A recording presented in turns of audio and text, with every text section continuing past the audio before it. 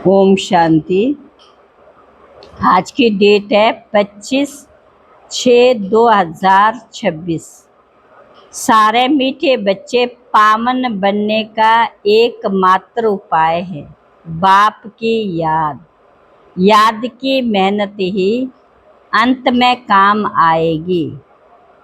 प्रश्न: संगम पर कौन सा तिलक दो तो स्वर्ग के राजाई का तिलक मिल जाएगा? बाबा ने उत्तर में बताया, संगम पर ये तिलक दो कि हम आत्मा बिंदी हैं, हम शरीर नहीं। अंदर में यही घोटते रहो कि हम आत्मा हैं, हमें बाप से वर्षा लेना है। बाप भी बिंदी, हम भी बिंदी। इस तिलक से स्वर्ग के राजाई का तिलक प्राप्त होगा। बाप कहते, मैं गारंटी करता हूँ, तुम याद करो तो आधा कल्प के लिए रोने से छूट जाएंगे। ओम शांति। ये फुरना चाहिए कि मुझ आत्मा को बाप को जरूर याद करना है, तब पावन बन सकते हैं। माया बहुत हैरान करती है, एक बाप को ही याद भुला देती, दूसरे की याद आ जाती है। गीता में भी है मन मना भव।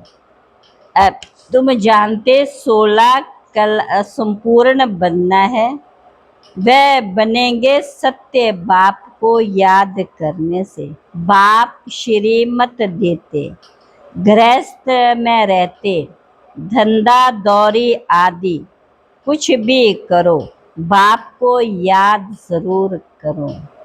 शिव बाबा को याद करना है देह सहित। देह के जो भी संबंधी है उनको भूल अपने को आत्मनिश्चय करना है। अंत में बहुत बहुत पछताएंगे, बहुत धोखा खाएंगे।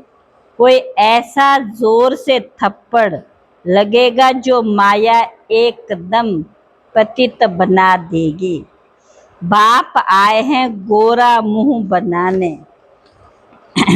बाप आते ही हैं पतितों को पावन बनाने। बाप कहते, भक्ति मार्ग में मुझे कितना फुरना रहता है। भक्त कितना घड़ी घड़ी याद करते, सत्य में कोई भी याद नहीं करते, क्योंकि याद करने की दरकार नहीं। बाप भी कहेंगे शिव बाबा को याद करो। शिव बाबा खुद भी कहेंगे मुझ बाप को याद करो। कोई भी आए तो उनको पहले पहले अलिफ को याद करो। कोई टिक टिक नहीं करनी है, सिर्फ बोलो अपने को आत्मा समझ बाप को याद कर। गाते भी हैं ना, तुलसीदास चंदन घिसे तिलक देत है रघुवीर। तिलक कोई स्थूल थोड़ी है, तुम समझते हो कि तिलक वास्तव में इस समय का यादगार है, आत्मिक स्मृति का तिलक। ये है बात। राजाई का तिलक मिलेगा अर्थात स्वर्ग के महाराजा महारानी बनेंगे। स्वर्ग के महाराजा महारानी बनेंगे।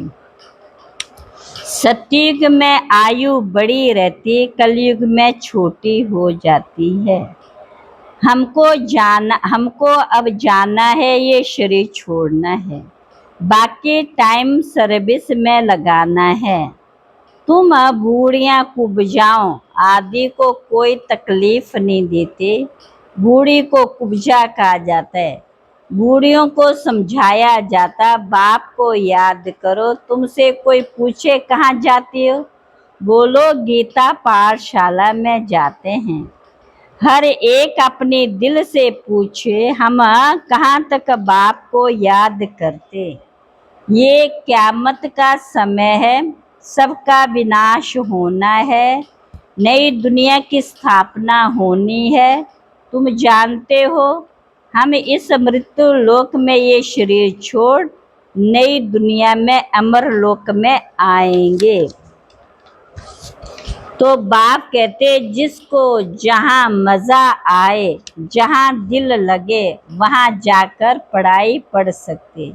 ऐसे नहीं हमारे सेंटर पर आए, इनके पास क्यों जाते हैं? नहीं, जिसको जहाँ चाहिए वहाँ जाए। बात तो एक ही है। मुरली तो पढ़कर सुनाते हैं, वह मुरली यहाँ से जाती, फिर कोई विस्तार से अच्छा समझाते, कोई फिर पढ़कर सुनाते। भाषण करने वाले अच्छी ललकार करते होंगे। कहाँ भी भाषण हो पहले पहले बताओ। शिव बाबा कहते अपने को आत्मा समझ मुझ बाप को याद करो, तो तुम्हारे विक्रम विनाश होंगे और पामन दुनिया का मालिक बनेंगे। कितना सहज समझाते हैं बाबा, कितना सहज करके समझाते हैं।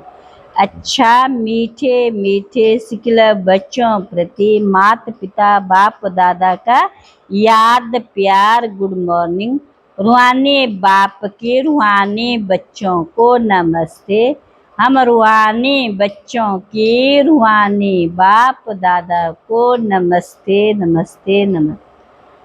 धारणा के लिए मुख्य सार, बाहर के बाह्यात माना व्यर्थ ख्यालातों को छोड़ एकांत में याद की मेहनत करनी है।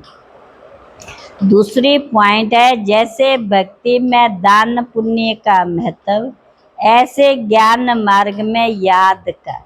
याद से आत्मा को एवर हेल्दी वेल्दी बनना है, अशरीरी रहने का अभ्यास करना है। आज का वरदान है, कंबाइंड रूप की सेवा द्वारा आत्मा को समीप संबंध में लाने वाले कंबाइंड रूपधारी भव। सिर्फ आवाज द्वारा सेवा करने से प्रजा बनती जा रही है, लेकिन आवाज से परिस्थिति में स्थित हो, फिर आवाज में आओ, अव्यक्त स्थिति और फिर आवाज, ऐसे कंबाइंड रूप की सेवा वारिस बनाएगी। वो फिर वारिस बनाएगी। आवाज द्वारा प्रभावित हुई आत्मा अनेक आवाज सुनने से आवागमन में आ जाती, लेकिन कंबाइंड रूपधारी बन कंबाइंड रूप की सेवा करो तो उन पर किसी भी रूप का प्रभाव पड़ नहीं सकता।